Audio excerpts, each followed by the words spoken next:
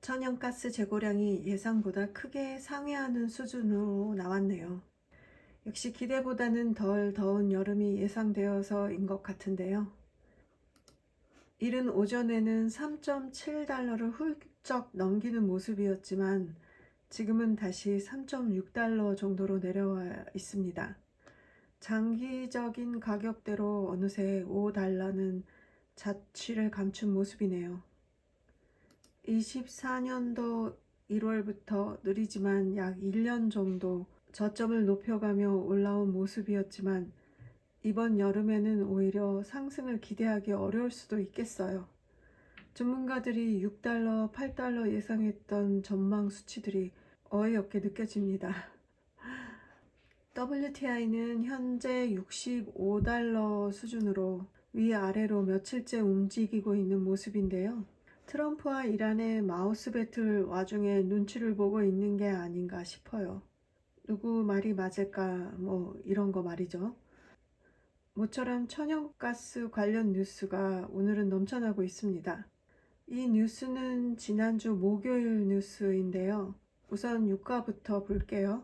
유가는 중동의 지정학적 리스크 완화로 크게 하락했었죠. 하지만 지난주 후반부에는 드라이빙 시즌의 영향으로 재고 소진 현상도 보여서 소폭 상승했다고 합니다. 그리고 지금까지 65달러 근처를 유지하고 있는 이유도 바로 그런 탓이겠죠. 트럼프가 다음 주에 이란과 회담을 가질 것이고 서로 마우스 배틀은 하고 있지만 이란과 이스라엘도 휴전을 지키기 위해 노력 중인 상황이라고 합니다. 어쨌든 서로 이득을 볼 게 있어야 타협이 되는 거니까 누가 잘했느니 하는 설전은 크게 의미가 없다고 봅니다. 반면에 천연가스는 예상보다 기온이 온화해질 것으로 예상되고 LNG 수출 증가세도 주춤하는 모양새여서 당분간 천연가스 가격은 약세 흐름을 이어갈 것으로 보입니다. 이스라엘이 천연가스 생산을 다시 시작한다는 소식을 비중 있게 다루었는데 이는 군사적 마찰 우려가 완화되었다는 증거라고 합니다.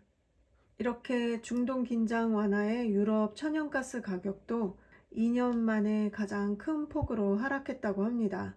한참 긴장이 올라가고 있을 때는 천연가스가 중동 리스크와 별 관계가 없다고 하더니 그렇지도 않았나 봅니다.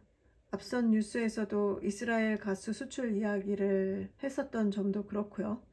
이 기사는 재생에너지에 관한 것인데요.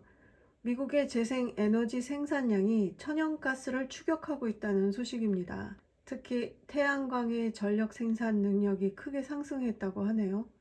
여러 가지 전망도 참 좋지만 다만 트럼프 정부가 이 분야를 잘 키워주지 않으려고 하고 있는 상황이니까 우려가 된다. 그런 말로 맺고 있어요.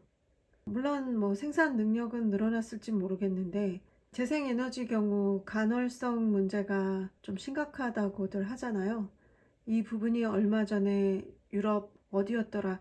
스페인이었던가요? 크게 간헐성 문제가 일어나서 문제가 된 적이 있었죠. 어느 한쪽에 몰표를 주는 생각보다는 균형 있는 발전이 더 중요할 것 같습니다. 다만 천연가스에 투자하는 사람으로서 천연가스 가격 하락이 우려되는 건 좀 많이 아쉽네요. 그리고 여기 다시 유럽의 에너지 동향을 다룬 기사가 나왔네요. 제목 그대로 석유 수입은 감소하고 있고 LNG 수입은 급증하는 추세라고 합니다. 아시아도 역시 급증하는 추세라고 기사를 읽어본 기억이 나는데요. 이 부분은 꾸준히 주목해야 할 점이라고 생각합니다. 저는 지난주 WTI 급락할 때 인버스 일부를 매도 처리하고 조금은 더 들고 갈 생각에 보유 중입니다.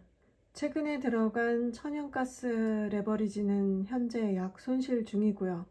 보조 차트상으로는 조만간 오를 수도 있을 것으로 보이는데 기술적 분석에 큰 의미를 두기보다는 참고만 해야겠죠. 모두들 성투하세요. 오늘은 여기까지.